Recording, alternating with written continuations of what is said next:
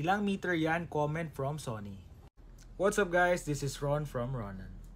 This is our 120 watts Type-C to USB cord from Essager charger. So it has a LED display and the question is how many meters or ilang meters po yung Essager charger natin.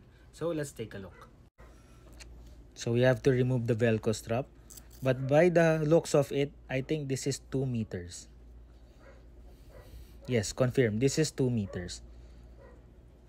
So sobrang haba niya. I chose this 2 meters kasi minsan hindi kaya nung sa saksakan to bed. And yung outlet kasi namin here is pwede na mag-direct ng USB to to Type-C na cord. So hindi na namin kailangan ng outlet. Sorry, what I mean is hindi na namin kailangan ng adapter.